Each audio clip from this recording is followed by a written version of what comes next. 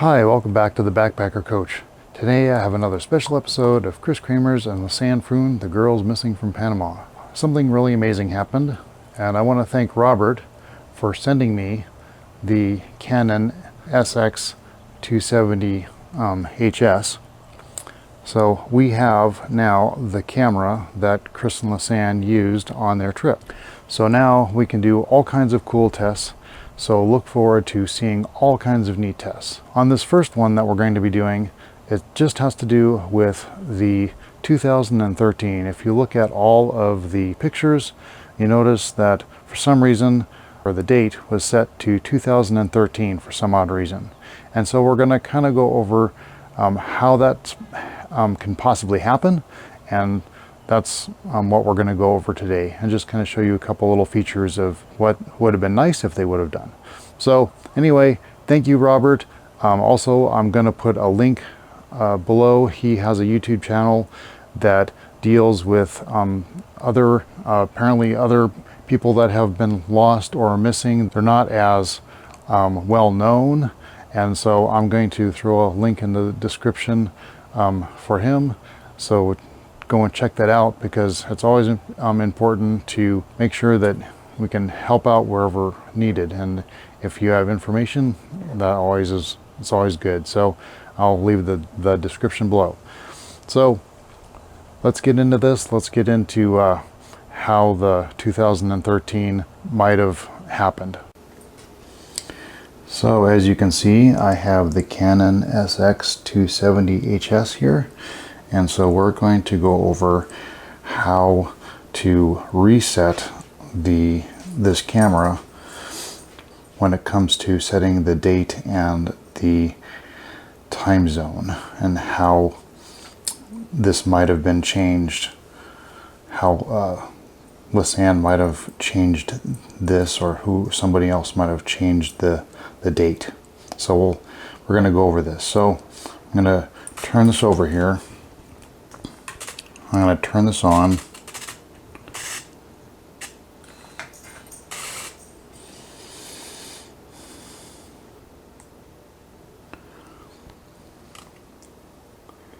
I want to show you the time and date that it's set. You can see right there that the time and date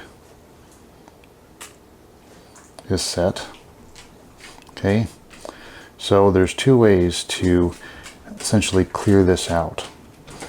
One way is you can just open this up on the bottom while the camera's on, and it'll shut off, and then push this back, and then we will turn this back on again. And sometimes it shuts it off, sometimes it doesn't. It's kind of quirky that way. So the other way to do that, to make sure that this actually resets, is that we're going to shut this off this time. We're going to open this up, and I'm going to take out the battery. Just pop it out so it's not touching anything. And I'm going to let it sit here for 30 seconds.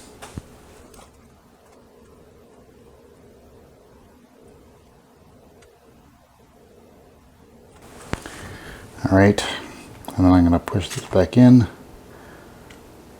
close that, and then once you turn on, there. So now you can see it's all completely cleared out. All right, so there it is, it's all cleared out.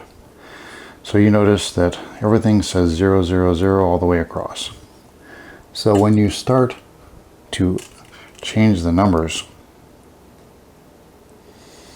notice what happened.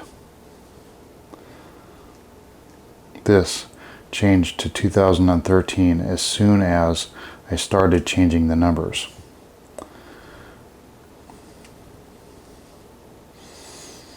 So whoever unplugged the battery and then put the battery back in forgot to change this date and left it sitting at 2013 instead of changing it to 2014. So once you get all that set, then you can do the next part,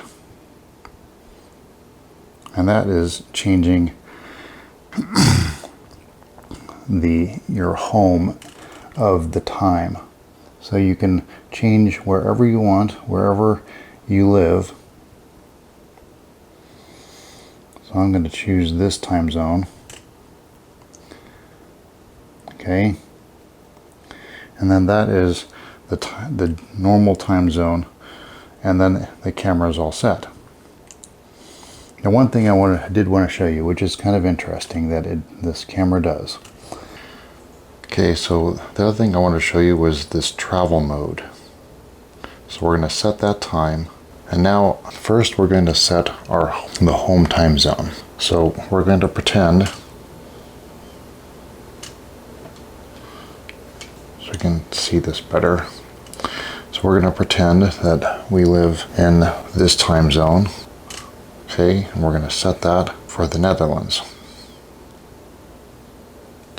Okay, so you can see we have home, and that is our home time zone. But if you click that, you get another, where there you see the airplane, and that is the travel mode. So you select that, and then you can pick whatever time zone where you're actually going, where you are.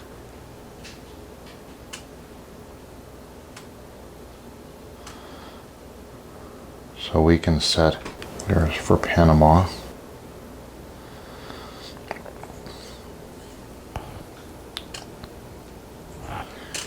And so now you can see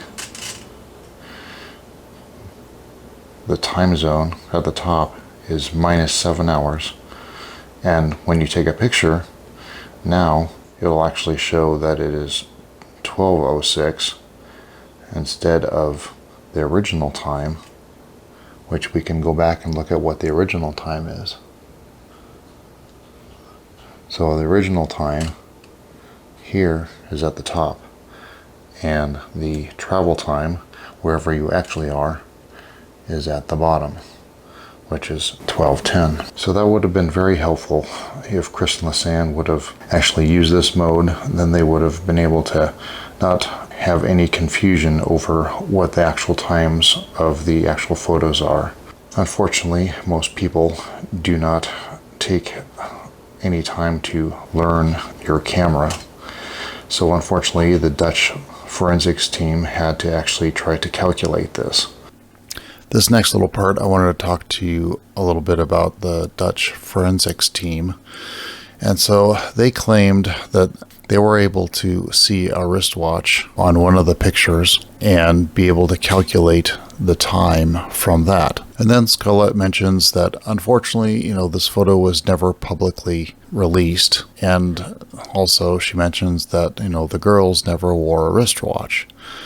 Well, if you go back through all the pictures that were released, there are two photos, though, that obviously the girls never wore wristwatches, but the two Dutch guys that they hung out with early on in their trip, they did wear wristwatches. So I'm going to show you those. There, you can see the wristwatch both here and here.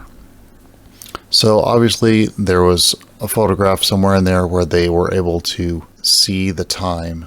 Obviously they were able to calculate the time by being able to see the time, that way, instead of, looking at the timestamp, which is interesting, and that's very possible as long as you are able to actually see the wristwatch, and it's clear enough, which of course our copies are small, so we're not able to see that, and of course we don't have all the images either.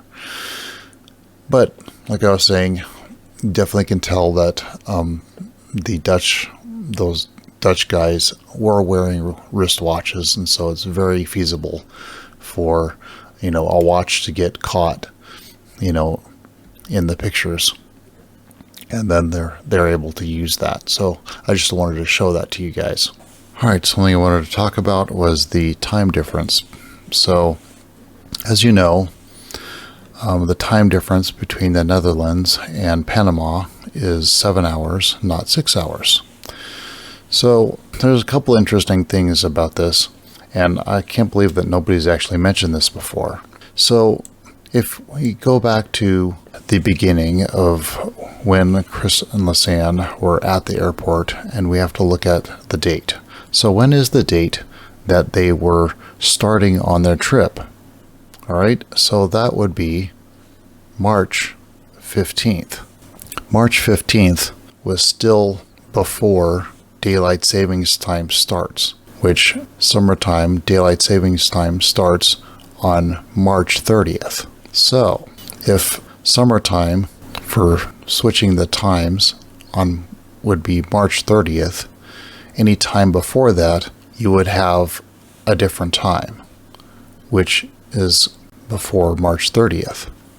So they charged the battery and then put the battery back in. It cleared out the time, so the time would have been set to whatever the standard Dutch time is, and would have not been set yet to daylight savings time. So daylight savings time starts at March 30th. And so what do you do on March 30th? You spring forward, meaning that you move your clock 1 hour ahead by 1 hour. It's pretty clear then that all Lisanne did, she charged her camera, put the battery back in, and set the time before March 30th. And that's it. And then the only thing is she forgot to do was just change the time on her camera, which I guess I can kind of understand. I mean, you don't really deal with that. You know, the time on, you don't look at the time on your camera. So you set it once and then you're good to go. So I think that's it's not really that big of a mystery. It seemed like it was supposed to be a big, huge mystery of, you know, ooh, it's off by an hour. But honestly, it's not really that big of a deal. It was just set before the time change, and then time change hit, and then it's just off by an hour.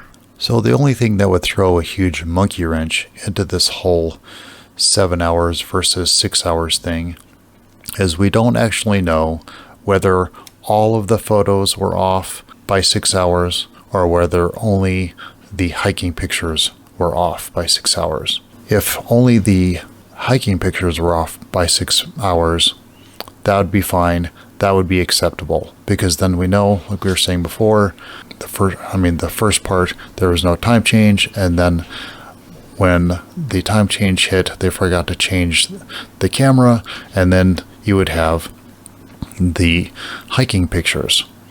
So that would be acceptable. But what we don't know is, are all the images off by 6 hours? Because if they were all off by 6 hours, that would mean that the hiking pictures were off by 2 hours. So that's something that we don't know. We have an inquiry about this. Hopefully we'll get an answer about this. So something interesting to note here, that neither the Canon camera or Chris's iPhone were set to the correct local time. So we know that Chris was the carefree one, and so she didn't care about, keeping track of time and that sort of thing. So that's possible why she didn't set her phone to the correct time, possibly.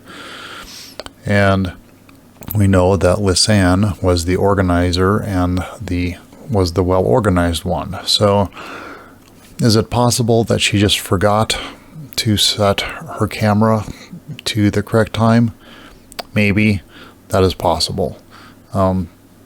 It's hard to say. People kind of forget about that sort of thing, like we were saying before in the other part of this video. Maybe she could have forgotten about that.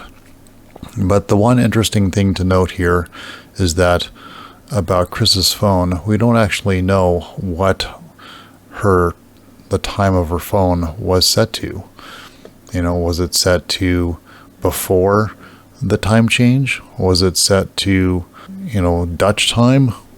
We don't know. That would be nice to know. If it was set to Dutch time, that would be, I guess, kind of odd. I mean, you would definitely want at least to know what the time is to be able to keep track of time when you're trying to get to things.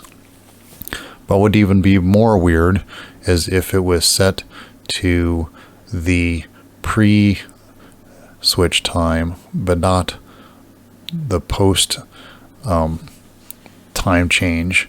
That would be even more weird, because that would mean, that maybe something actually did happen bad. You never know, but we do not know what Chris's phone was set at, because we don't have those files. So the last thing I just wanted to talk about was the amount of how many pictures the Canon SX270 HS actually can take before the battery dies. And this is kind of interesting. It doesn't necessarily correlate back to the beginning of the timing thing, but I thought I would at least mention this just because it's possible that I'm not sure whether the camera could actually be able to take that many pictures at the very end, which is just kind of interesting. It's possible, maybe not, but I just wanted to kind of go over that. So if we look at the instruction book, it says that the SX, the Canon 270, can take approximately 210 pictures on a full charged battery. And it was not in eco mode, so we don't have to worry about that. So knowing that it can take 210 pictures, we have to kind of figure out how many pictures did they take. And so we can roughly guess that they actually did take about 200 pictures if you include all the night pictures. So the beginning pictures start somewhere around 4:01. It should be a little bit before that, because they don't publish the actual numbers of some of the earlier pictures right before that. But the first image that we actually know the image number is the one that this one here. That's image 401. And so there's a few pictures obviously before this. So let's say maybe 380 or something. So if we start at 380 and then we run through all the pictures, by the time that they were taking pictures, if they were lost and all that kind of stuff, and did the 100 pictures at night and they did 100, think about this, of 100 pictures with the flash. That's kind of taxing on the battery. So they would have had to do, so roughly the girls would have taken like 230 pictures, which is a little bit over the max of what they're saying.